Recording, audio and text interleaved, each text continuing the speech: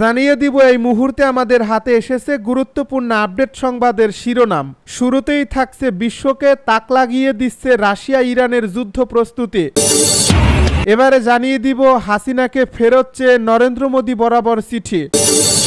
আরও থাকছে রাজধানীতে জামায়াতের ব্যাপক বিক্ষোভ সমাবেশ। এদিকে পিআর পদ্ধতিতেই নির্বাচন হতে হবে বলছে চরমোনাইর পীর। সব শেষে জানিয়ে দিব জিএম কাদেরের মন্তব্য, আওয়ামী লীগকে বাদ দিয়ে নির্বাচন করলে তা হবে অগ্রহণযোগ্য। শুনছিলেন হাতে থাকা গুরুত্বপূর্ণ আপডেট সংবাদের শিরোনাম, এবারে বিস্তারিত। তবে তার আগে অনুরোধ রইল ভিডিওটিতে একটি লাইক এবং কমেন্ট করে জানিয়ে দিন ভিডিও সম্পর্কে আপনার মূল্যবান মতামত। আরও জানিয়ে দিন ভিডিওটি কোথা থেকে দেখছেন বা কোন জেলা থেকে দেখছেন। বিশ্বকে তাক লাগিয়ে দিচ্ছে রাশিয়া ইরানের যুদ্ধ প্রস্তুতি। বর্তমান আন্তর্জাতিক পরিস্থিতি এক উদ্বেগপূর্ণ অধ্যায়ে পা দিল। রাশিয়া ও ইরানের মিলিত কর্মকাণ্ড সমগ্র বিশ্বকে হতবাক করে দিচ্ছে। এই দুই দেশ ছায়াময় কৌশলগত জোট গড়ার পাশাপাশি প্রতিরক্ষা ও প্রযুক্তিতে দ্রুত গতিতে নিজেদের সক্ষমতা বাড়াচ্ছে। প্রথমত বছরের শুরুতে রাশিয়া ও ইরানের মধ্যকার চুক্তি স্বাক্ষরিত হয়েছে।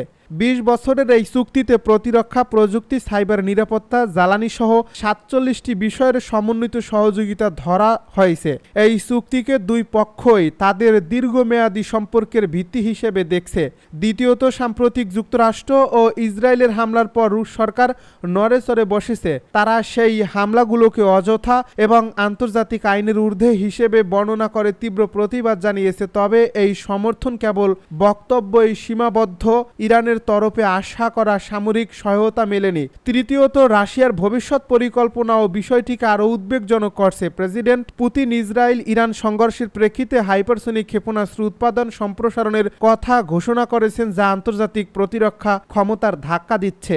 চতুর্থ, একটি অবাধ আলোচনায় সাবেক রাশিয়ান প্রেসিডেন্ট মেদভেদেভ জানিয়েছেন, যদি যুক্তরাষ্ট্র ইরানের গুরুত্বকে হস্তক্ষেপের মাধ্যমে মোকাবিলা করে তাহলে অনেক দেশ পরমাণু অস্ত্র ও হাইপারসনিক ক্ষেপণাস্ত্র তৈরির দিকে ঝুঁকতে পারে, এমনকি তাদের নিজস্ব পারমাণবিক ঘনত্ব সরবরাহে রাজিও হতে পারে। এই সাজানো পদক্ষেপগুলো শুধু পরস্পরকে এগিয়ে নিয়ে যায়নি, এগুলো আন্তর্জাতিক নিরাপত্তা কাঠামোর সংস্কৃতি ও সমতা পাল্টে দিচ্ছে। বিশ্ব এখন অপেক্ষায়।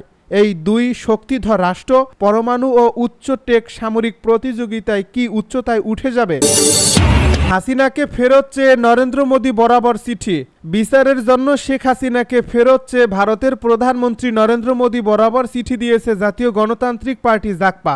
এই চিঠিতে জুলাই গণহত্যায় অভিযুক্ত হাসিনাকে আশ্রয় দেওয়া এবং বাংলাদেশের বিষয়ে দিল্লির আগ্রাসনের প্রতিবাদ জানানো হয়েছে। বুধবার দুপুরে ঢাকায় ভারতীয় হাইকমিশনে নরেন্দ্র মোদী বরাবর ইংরেজি ও বাংলা ভাষায় এই চিঠি দেওয়া হয়। এতে স্বাক্ষর করেছেন জাকপা সহসভাপতি ও দলীয় মুখপাত্র রাশেদ প্রধান। এর আগে জাকপা সহসভাপতি ও দলীয় মুখপাত্র রাশেদ প্রধান সকাল 11টায় চিঠিতে স্বাক্ষর করার পর আসাদ গেট কেন্দ্রীয় কার্যালয় থেকে দলটির সাধারণ সম্পাদক অধ্যাপক ইকবাল হোসেনের নেতৃত্বে ৫ সদস্যের প্রতিনিধি দল ভারতীয় দূতাবাসের উদ্দেশ্যে রওনা হয়। প্রতিনিধি দলের অন্যান্য সদস্যরা হলেন প্রেসিডিয়াম সদস্য আসাদুর রহমান খান, সৈয়দ শফিকুল ইসলাম, ঢাকা মহানগরের জাকপা অধ্যাপক শ্যামল চন্দ্র সরকার, যুব জাকপা সভাপতি নজরুল ইসলাম বাবলু।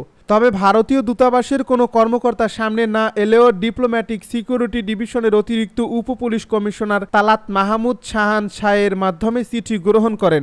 এই চিঠিতে ভারতের প্রধানমন্ত্রীকে সম্বোধন করে বলা হয়, ভারতের জনগণকে ৭৮তম স্বাধীনতা দিবসের অগ্রিম শুভেচ্ছা। আপনাকে মনে করিয়ে দিতে চাই, ১৯৭১ সালে মুক্তিযুদ্ধের সময় বাংলাদেশ ভারতের সঙ্গে কূটনৈতিক যাত্রা শুরু করে, যখন ভারতীয় বাহিনী বাংলাদেশের প্রায় ৪ বিলিয়ন মার্কিন ডলার সমমূল্যের সম্পদ লুট করে। শুরু থেকেই ভারত বাংলাদেশকে একটি করত রাজ্য হিসেবে দেখতে চেয়েছিল, যা আমাদের সার্বভৌমত্ব ও স্বাধীনতাকে ক্ষতিগ্রস্ত করছে। এ চিঠিতে আরও বলা হয়েছে, দীর্ঘদিন ধরে ভারত দুই দেশের মধ্যে প্রবাহিত ৫৪টি অভিন্ন নদীর পানির ন্যায্য হিস্সা থেকে বাংলাদেশকে বঞ্চিত করছে। অবৈধভাবে ভারত বাংলাদেশের কিছু অংশ দখল করে রেখেছে। উপরস্থ ভারত তার নিজেদের সুবিধার জন্য বিভিন্ন সময়ে বাংলাদেশের মধ্য দিয়ে ট্রানজিট রুট ও করিডর ব্যবহার করছে। এসব কিছুর উপরে রিসার্চ অ্যান্ড অ্যানালাইসিস উইং র এবং ভারতীয় সশস্ত্র বাহিনী অনুমোদিতভাবে বাংলাদেশের প্রশাসনে হস্তক্ষেপ করছে। এটি একটি অনৈতিক কাজ, যা আপনার দেশের জন্য লজ্জাজনক। রাজধানীতে জামায়াতের বিক্ষোভ সমাবেশ। জুলাই ঘোষণা ও জুলাই সনদের আইনগত ভিত্তির দাবিতে বিক্ষোভ সমাবেশ ও মিছিল করেছে বাংলাদেশ জামায়াতে ইসলামী। জামায়াতে ইসলামী ঢাকা মহানগরীর উদ্যোগে বুধবার বিকেলে রাজধানীর বিজয়নগর পল্টনস্থ রোডে এই সমাবেশের আয়োজন করা হয়েছে। জুলাই সনদের ভিত্তিতে আগামী নির্বাচন হতে হবে মন্তব্য করে জামায়াতে ইসলামীর নায়েবে আমির ও সাবেক এমপি ডাক্তার সৈয়দ আব্দুল্লাহ মোহাম্মদ তাহের বলেছেন, আমরা নির্বাচনে যেতে চাই, তার আগে নির্বাচন সুষ্ঠু হওয়ার সব বিষয় স্পষ্ট করতে হবে, আনন্দমুখর পরিবেশ তৈরি করতে হবে। আমরা ইলেকশন চাই, সিলেকশন চাই না। তিনি বলেন, এই নির্বাচন একটি ডিজাইনের মাধ্যমে সম্পূর্ণ করে জনগণের ভোটাধিকারকে আবার হরণ করার ষড়যন্ত্র চলছে। যদি সেরকম তৈরি করা নির্বাচন হয়, বিদেশের ডিজাইনে নির্বাচন হয়, তাহলে বাংলার মানুষ জীবন ও রক্ত দিয়ে একটি সুষ্ঠু নির্বাচন আদায় করবে ইনশাল্লাহ। ডাক্তার আব্দুল্লাহ মোহাম্মদ তাহের বলেন, সরকার ঘোষিত ঘোষণাপত্রকে কেবল একটি দল স্বাগত জানিয়েছে, অধিকাংশ দল শর্তহীনভাবেই ঘোষণাপত্রকে গ্রহণ করেনি। তিনি আরও বলেন, অন্তর্বর্তী সরকার ক্ষমতায় এসেই বলেছিল তারা সংস্কার করবে, কিন্তু প্রধানমন্ত্রী রাষ্ট্রপতি যে চেয়ারে বসে সেগুলো সংস্কার করা দরকার ছিল আগে। প্রধান উপদেষ্টা সংস্কারের জন্য মাসের পর মাস সময় নিয়েছেন। এত ব্রেন স্ট্রমিং করার পর বলছিলেন এটার আইনি ভিত্তি নেই। জামায়াতের এই শীর্ষ নেতা আরও বলেন, ইমানের 3টি অংশ, সেগুলো হচ্ছে মুখে উচ্চারণ, মনে মনে বিশ্বাস এবং কর্মে বাস্তবায়ন। পিআর পদ্ধতিতেই নির্বাচন হতে হবে বলছে চরমোনাই পীর। ইসলামী আন্দোলন বাংলাদেশের আমির সৈয়দ মুহম্মদ রেজাউল করিম বলেছেন, আমাদের দৃশ্যমান সংস্কার দেখাতে হবে। এদের জালেমদের, টাকা পাচারকারীদের দৃশ্যমান বিচার আমরা দেখব। এরপর পিআর পদ্ধতিতেই নির্বাচন হতে হবে। সরকার নির্বাচনের ঘোষণা দিলেও লেভেল প্লেইং ফিল্ড হয়নি। রাস্তাঘাটে যে ধরনের তাণ্ডব দেখছি, সোহাগের মতো ছেলেকে পাথর মেরে দিয়ে নির্মমভাবে মারা হচ্ছে, সাংবাদিকেরাও নিরাপত্তা পাচ্ছে না। মঙ্গলবার মাগুরা শহরের নোমানী ময়দানে মাগুরা জেলা ইসলামী আন্দোলন আয়োজিত গণসমাবেশে প্রধান অতিথির বক্তব্যে তিনি এসব কথা বলেন। চরমোনাই পীর বলেন, বর্তমানে প্রচলিত পদ্ধতিতে দেশের 30 থেকে 40% ভোট নিয়েই সরকার গঠন করা যায়। সেখানে 60 থেকে 70 ভাগ মানুষের মতামত উপেক্ষিত থাকে। পিআর পদ্ধতিতে নির্বাচন হলে সংসদে সব দলের প্রতিনিধিত্ব থাকবে, কেউ ফ্যাসিস্ট হয়ে উঠতে পারবে না। এ বক্তব্যের শেষ পর্যায়ে মাগুরা 1 আসনে নাজিরুল ইসলাম এবং মাগুরা 2 আসনে মোস্তফা কামালকে ইসলামী আন্দোলনের প্রার্থী ঘোষণা করেন রেজাউল করিম।